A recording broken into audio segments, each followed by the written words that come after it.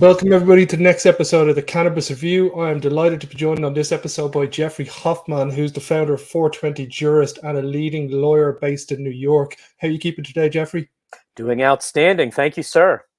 Great stuff. I'm delighted to have you on. I've been looking at a lot of your segment live streams on LinkedIn and doing my research, and you seem to be a man who's going to be able to bestow some knowledge on the audience. So do you want to maybe give everybody a quick little overview of how you came from graduating law school to opening up 420 Jurist and your space in the cannabis industry?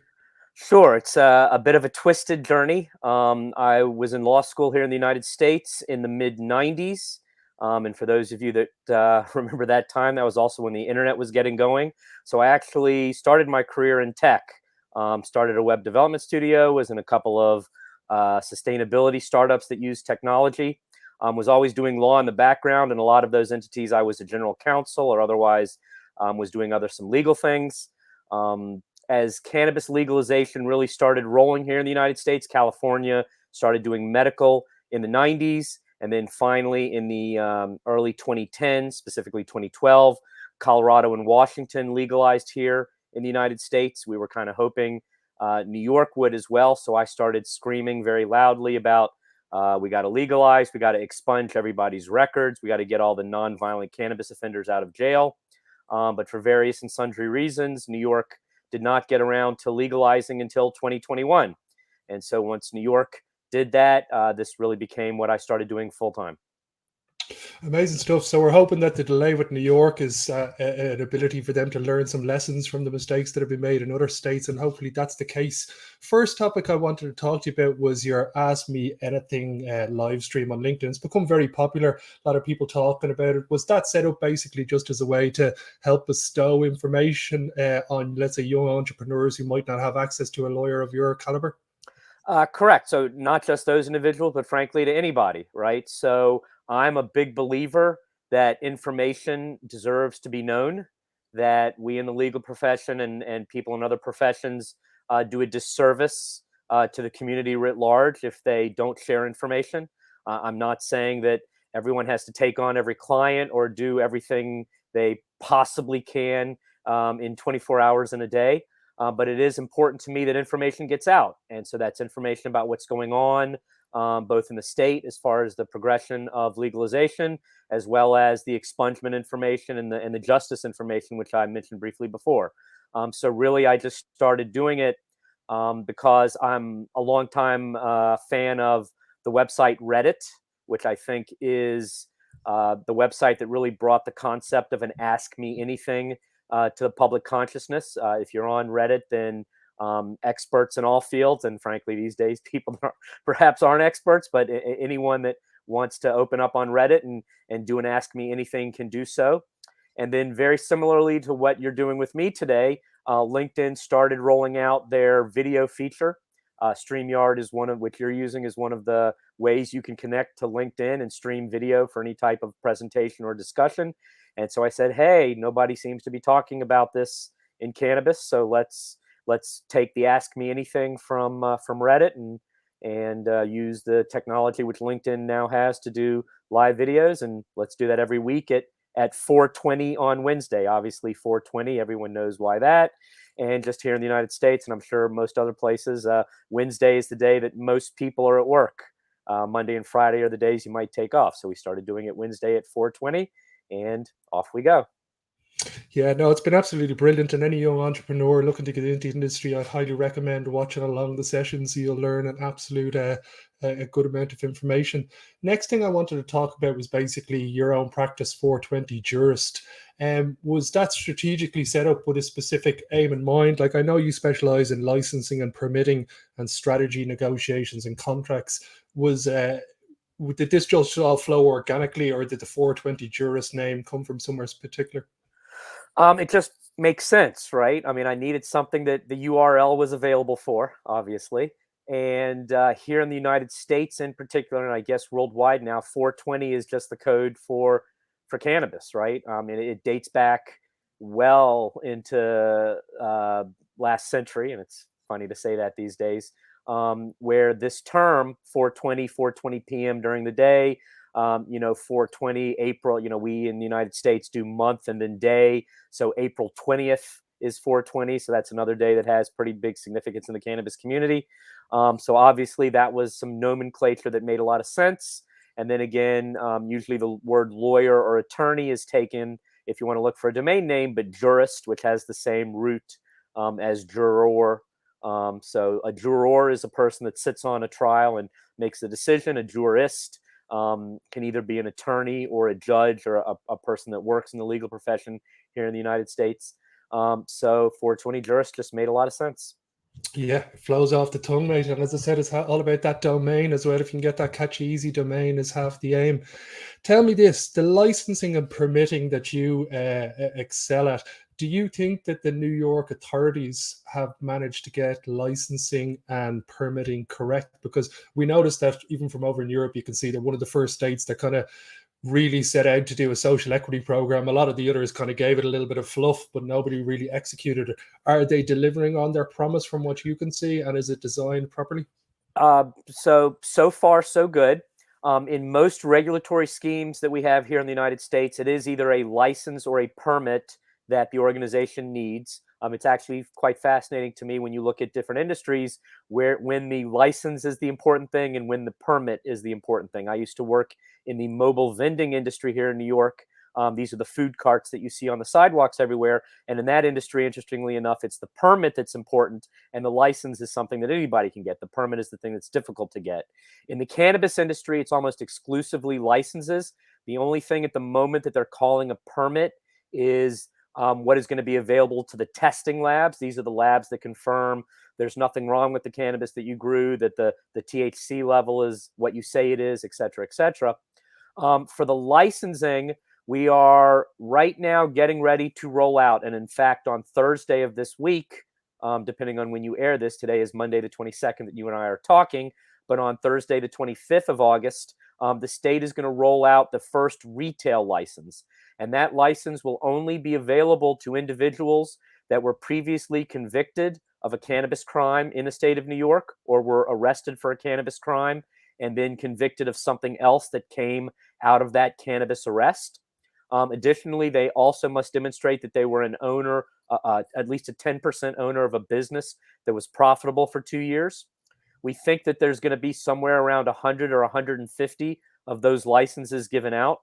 And so, and in addition, the state is actually going to build the dispensaries for those individuals. So the state has raised $200 million. The entity in the state that controls the real estate portfolio of the state here in New York is going to be responsible for this program.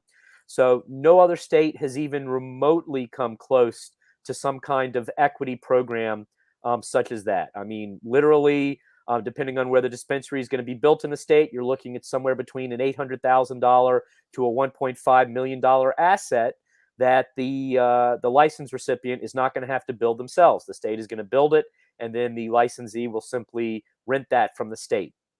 Additionally, in some of the other licenses that we're going to see coming either later this year or early next year, what I call the 9 standard licenses. This is cultivation, processing, distribution, retail, etc. There will be the ability for certain individuals to apply as what we are calling a social and economic equity applicant. And that would be minority-owned business, woman-owned business. Here in New York, we have a concept known as distressed farmers. So they'll be able to apply, and also service-disabled veteran. These are members of our armed forces that were disabled while they were in service. And so the state's goal is to give half of the licenses to individuals that would qualify as social and economic equity applicants. They're going to get all kinds of other benefits. They're going to have reduced or waived licensing fees. There's going to be a loan pool from which they'll be able to get low or no interest loans.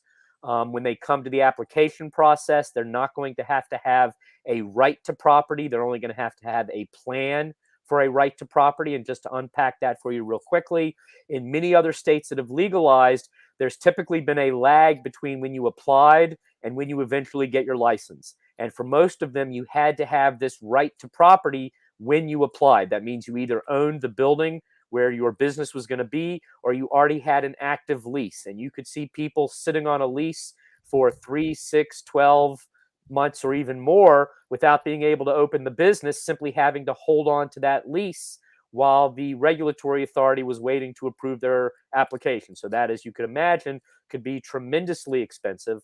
And so these are just really fascinating benefits that the state is going to offer to these social and economic equity applicants. And if you include this first license that's only going to convicted individuals, all of the things that I just mentioned, there's no state here in the U.S. that has even remotely come close to what New York has proposed and is proceeding with here. Yeah, it really is amazing to see. The more people I talk to from New York, the more kind of positive news you see that they seem to be doing it right. And as I said, it might have been a case that the delay that New York did has actually been beneficial, that they've been able to structure this property and learn from mistakes. So I think you're right. Let's be very clear. We're humans, and humans are really good at doing two things: blowing up bubbles and making mistakes. That seems to be what we are really good at as humans. And so there are going to be problems as New York sets up its program, right? There are going to be mistakes, and frankly, they're going to be very big mistakes. But I do think you should be judged on how you address those mistakes once they get identified, not how whether or not they happen, because I assure you they're going to happen.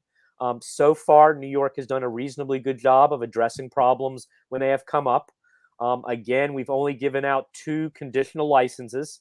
This is a conditional cultivation and a conditional processing license.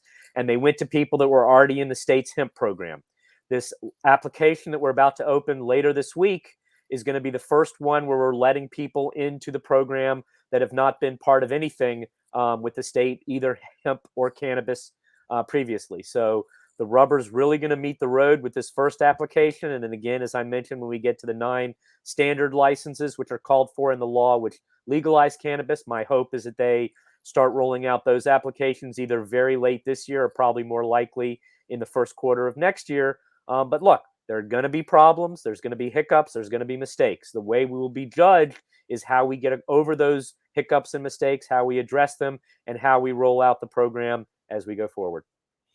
Yeah, no, agreed. I know you're a busy man, so one last thing before you go. We were over in New York just in May there, and there was the trucks were everywhere, the cannabis trucks that have recently been impounded. Was that a case of the license and the permit did not match for what they were doing, or was that just a concerted effort to cleaning up the, let's say, the retail side of the industry? So I'll tell you exactly what it is, and you can look. I actually just over the weekend did about 4 posts on it on LinkedIn. And what I previously did, I mentioned I was very involved in the mobile vending scene here in New York, and that is exactly what it is related to. In fact, this was not an enforcement action related to cannabis. Now it may have been a fallout component of it, but the reason why these trucks were seized, and there have been 2 incidents of it, one several weeks ago and one just recently. The one several weeks ago is because the trucks involved had about $200,000 worth of parking tickets. And if you've got $200,000 worth of parking tickets, the city of New York is going to grab your vehicle and extract that money from you. So that was the incident that happened a couple of weeks ago. And the one that happened just now, here in New York City, every region of the city is divided up into what we call business. Well, not every region, but a lot of the commercial regions of the city are divided up into what we call business improvement districts, BIDs, BIDS.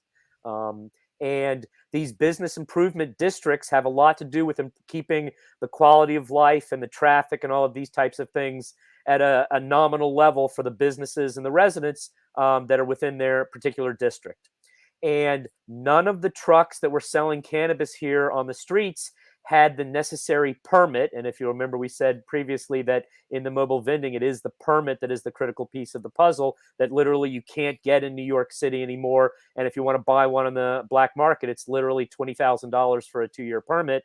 But none of these trucks had one of those permits. So therefore, they were all illegally vending, regardless of what it was they were vending. So it was very easy for the BID to communicate with the police, and the police came in and said, this is great. So it was specifically the Times Square Business Improvement District that did this. They reached out to the police. They said, let's do an enforcement action against these folks that don't have the required permit to be vending by parking there at the curb. And that's exactly what they did. And I believe they seized 19 trucks, and those trucks will be given back to their owners once they come and pay the fine for vending without the vending permit. And it would be my guess that you will see that enforcement spread to other business improvement districts around the city, now that they've seen this initial one be successful.